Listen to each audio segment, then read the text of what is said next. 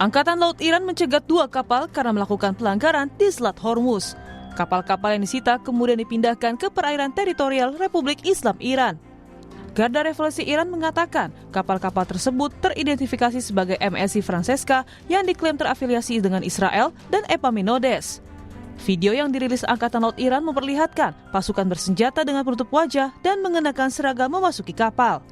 Dalam keterangan yang dibacakan penyiar televisi pemerintah Iran, penangkapan kapal merupakan respons setelah Amerika Serikat sebelumnya menyita 2 kapal Iran saat pembicaraan gencatan senjata akan berlangsung di Islamabad.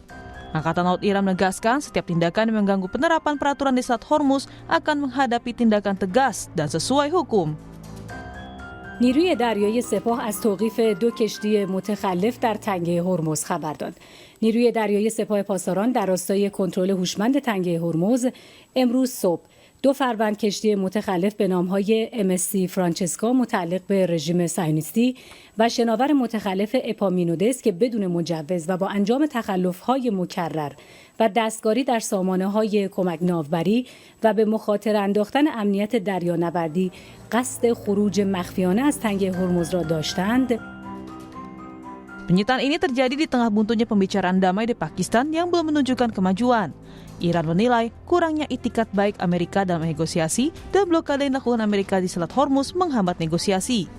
Dalam pernyataan yang ditulis dalam media sosial pribadinya, Presiden Iran Masoud Pezeshkian mengatakan Republik Islam Iran menyambut baik dialog dan kesepakatan dan terus melakukannya.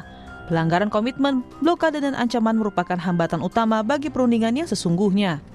Dunia melihat retorika yang tak ada habisnya dan kontradiksi antara klaim dan tindakan.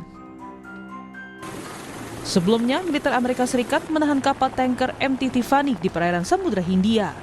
Pentagon atau Departemen Perang Amerika menyatakan intervensi ke kapal MT Tiffany didasarkan dugaan kapal tersebut melakukan aktivitas ilegal terkait Iran.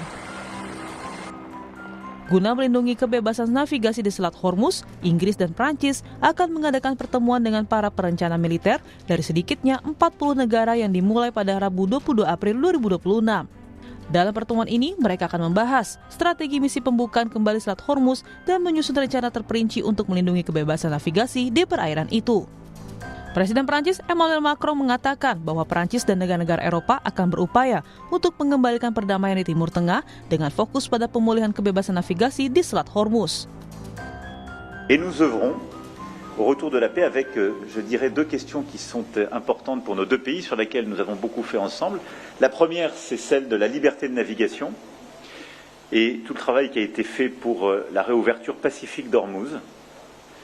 Votre pays était aux côtés du Royaume-Uni et de la France parmi les 49 nations qui se sont réunies la semaine dernière pour justement bâtir ce cadre de coopération pacifique et de permettre de construire le cadre d'une réouverture dans la durée d'Ormuz, diplomatique, militaire, mais aussi technique et financière pour assurer la reprise du trafic ô combien importante pour le commerce international, nos économies, le prix du gaz et du pétrole.